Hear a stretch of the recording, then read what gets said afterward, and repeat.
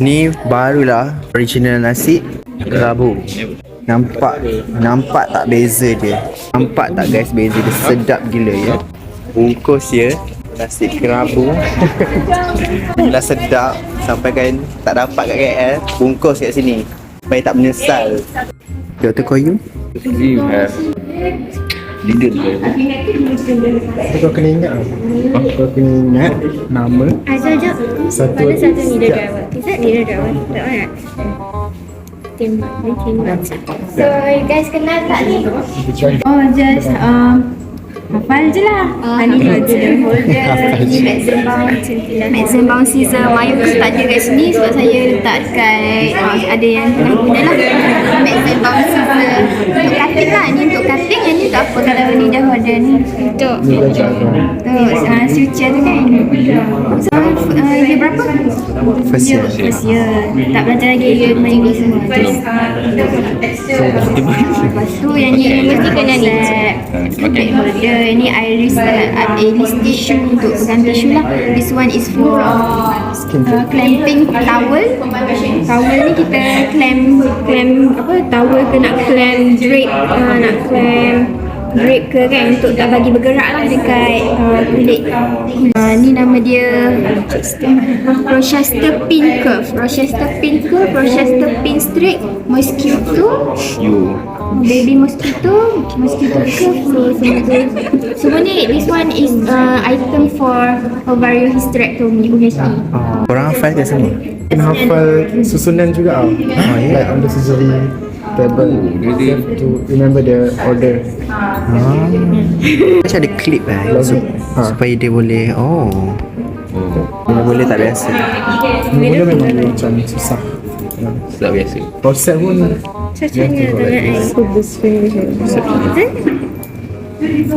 If I want to unlock it, means use like this to push this down and use your Kalau thumb you to tengah push guna. one up. Hidup ke? Oh tak hidup. Hidup bodoh. Hidup gila. Ni. Guys, hey guys, I'm going to be on YouTube. You're going to be on YouTube. You're going to be famous. Darling. Ni kulit ular guys. Kalau ni kenapa dia macam ni? Apa nama proses dia? Invertebrate. Bukan gila. Ular dalam tu. We open it. Okay. Oh my god, so cute.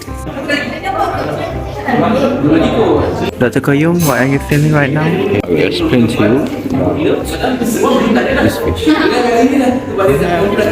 Variety of fish. This one we call it as good fish. Yeah. Yeah. Correct. Literally. so professional and ethical. Belum nutrition lah? Not yet. Belum. Patah boleh. Belum lagi. Sen 3. Memang belajar apa je? Sen 1 belajar livestock. Okay. Structure function, biochem. Physio tu structure function lah. Kita dah pagi yang dekat Kelantan, restoran yang asal. Ini after dia dah restoran kita dah fermentkan lah. Tapi ni dah lama dah pulat sikit lah. Patutnya dia akan nampak dia punya different color dah jadi a bit punya apa? Bit darker sikit lah yang asal kan. And then dia punya ni dah fine dah, start fine. Dia dah start integrate dah. So easily to animal to digest lah kalau orang tu makan. And then dia punya ni boleh increase dia punya palatability. Maksudnya dia punya nak mood nak makan tu lagi tinggi. Sebabnya antara produk kita letak EM, effective microbe, water and molasses. Sambal Kayak ramen. Sambal karak amik. Tapi yang ni besi minyak hitam. Nombor satu. Molasses. Aku dapat tinggal dalam Widi. Kau nak pegang? Pegang.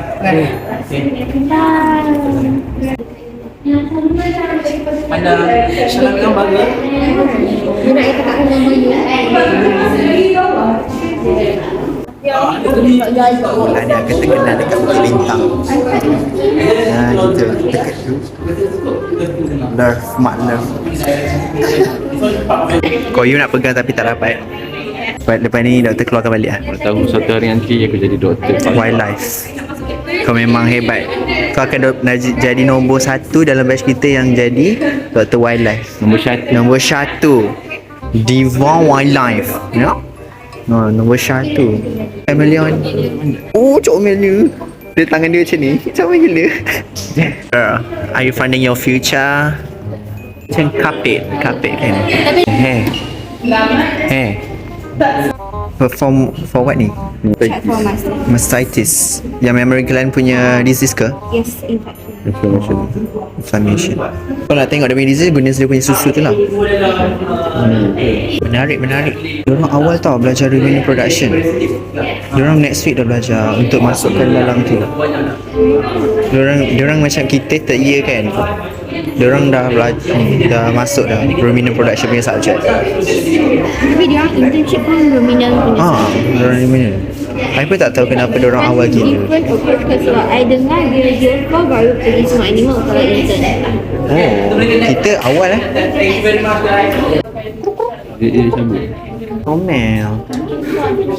We have our ball python up here. The top one is a ball python. The middle one's a bearded dragon. We have a chameleon here, but the chameleon is over in the simulation room. We will be using that for a workshop later. There's another ball python that's also in the simulation room that will be used for a workshop later. You want to cut down the stress, so you give them enrichment. These are not toys. Are not like how the guinea pig. Those things are toys for them. These are not toys for them. This is actually to mimic the natural environment. The behavior of chameleons. They don't drink from the ground, they drink from the top of the trees. So that's why we have a little water dish here, and then it sprays water into the water dish, and then you drink from there. So this is a local species. So you see over there. So that's already a full-grown vampire crab. It's actually native to Penang. So small. Yes, it's very small. Okay, and then if you're lucky, you guys are lucky because here you have a mold. Okay, so for invertebrate species, crabs, spiders, insects, they shed their mold, they'll change their skin. There are reptiles, they shed, right here they mold. So the exoskeleton, they remove the exoskeleton and they grow a new one. So they will leave their exoskeleton behind as evidence that they are growing actually. So when you see a lot of molds inside the enclosure, that means you know that they are actually growing. Okay. If you notice, we have a lot of plants inside most of our enclosures. So this is very important for enrichment as well, because most of the species you want the setup to be as natural as possible, right? So it's called bioactive terrarium. So bioactive, that means everything inside that is alive, including the animal itself. So that means it has a very complete cycle. When you learn biology, you know there's a food chain, a food cycle. Okay, and whether your nitrogen cycle, oxygen cycle, and also the food chain as well. So you need to have a complete cycle for it to be sustainable. This is how the modern guinea pig should be set up. We no longer use baiting anymore. Last time I used to learn about using wood shaving baitings and all that. For hamsters, yes, it's still used, but for guinea pigs, we no longer use. Straw baiting is more environmental friendly. You can wash and reuse again.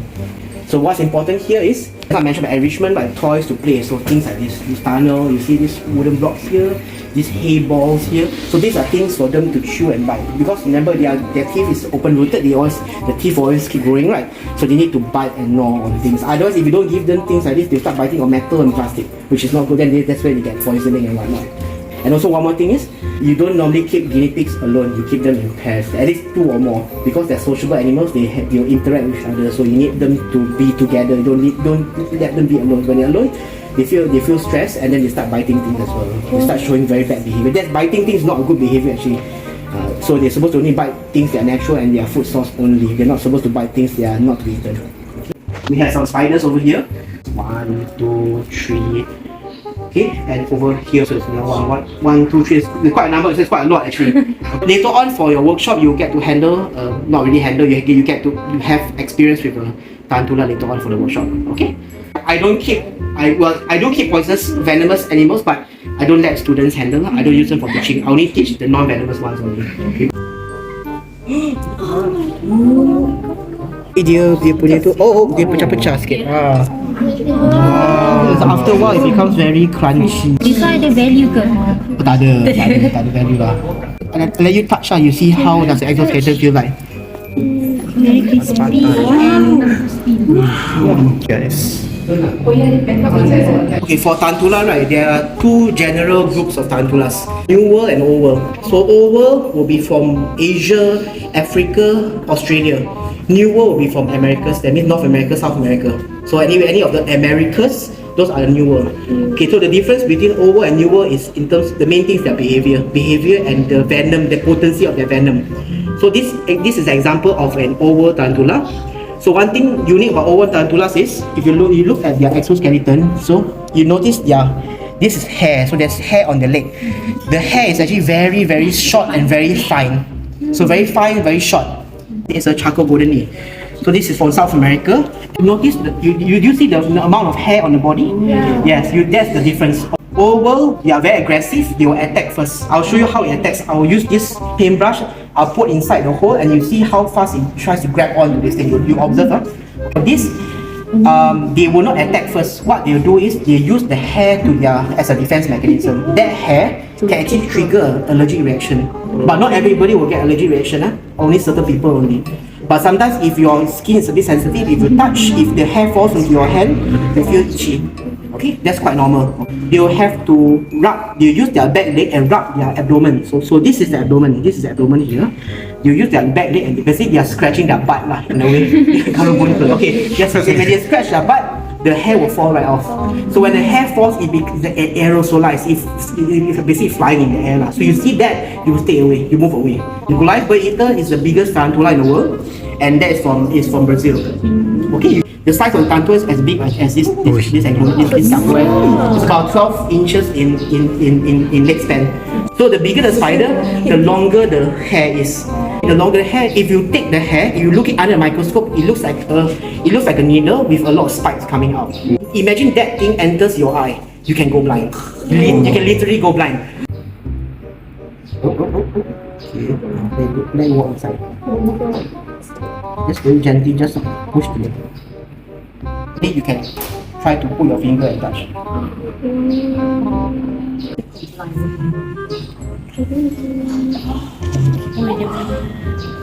Okay, so anyone wants to touch, you can just touch. You just touch from the back like this.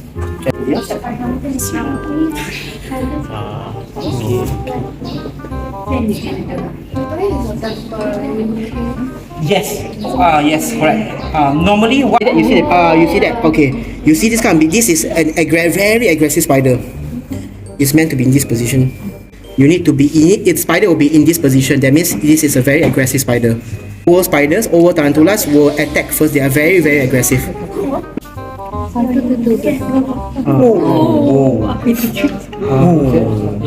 This is a scorpion. It's not a spider. This is a scorpion. So you know scorpions are arachnids as well. But this is not your usual scorpion that you normally see. This is a vinegar scorpion. So you need to see that in the name vinegar. So it sprays vinegar. If you notice this little end tail here. If it's aggressive, right, it will swing in a way its tail, and then you will smell vinegar. You actually smell vinegar. It squirts out vinegar, acetic acid. Yeah, that's why it's called a vinegar scorpion, because that's its defense mechanism. This is native to Malaysia. It's found in Malaysia. Of course, you don't find this at your normal urban area. So normally you find it at like higher altitude, higher mountain regions like Fraser Hill, Cameron, cold areas. You'll find this. Okay. So dekat sini saya bawa semua stick insects, and korang tengok semua ni daripada keluarga yang sama tapi different shape. So kalau nak pakai guna dua tangan lah. Jadi pun betul. Jantan semua ada wings. Oh my god. Oh, macam daun. So kalau ada apa-apa soalan boleh tanya lah. Anyway, they are all non-venomous, so they are harmless lah.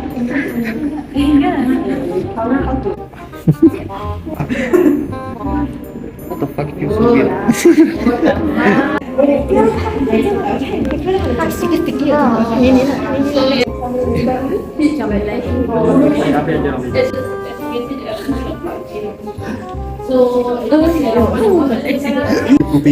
Gaduh. Oh, Gigi.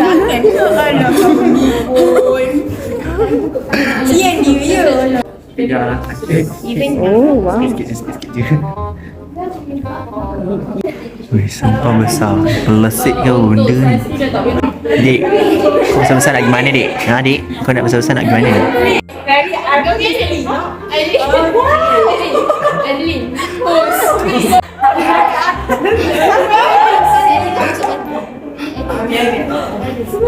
Hi everyone, I'm Zulaika. You can call me Ika.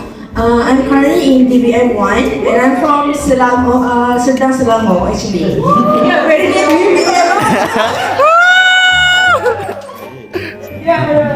very near to BBM lah. Actually, my house near to the mines. If you guys know. Lah borak pula. The most interesting part is the leaf insect for me because I never seen the insect look like leaf. Maybe after this I can try finding the pokok jambu.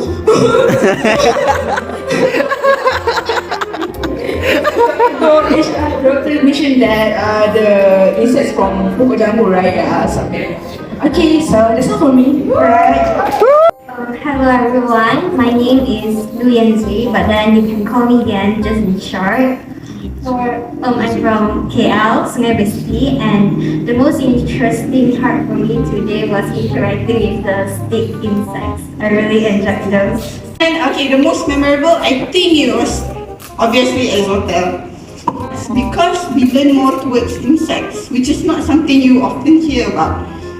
Especially when we look at the insect industry, is it actually exists, right, in Malaysia? But when we ask, turns out we are trying to develop our grasshopper breeding program as well. I think mainly grasshopper in the future so that we can have insects as our future protein, not only cows and those common meat lah. Very interesting. Hello everyone, my name is Muhammad Qayyum and I'm from Ceras, Kuala Lumpur and DBM 1. I think I would say that the most interesting part is in EXOTEL. My pardon. Okay, hi guys. My name is Haziq Haikal and you can call me Haikal. I'm from Damansara, Selangor and I'm currently on DBM 1. And the most exciting part for me is from the Dr. Go part because we can learn about how the old world and new world is different between the two of them. Okay, that's all for me. Thank you. Evening everyone. So my name is Muhammad Afan, Muhammad Asmuma. You guys can call me Afan, and I'm currently in DBM 1. And I'm from City Onsa, KL. I'm still single.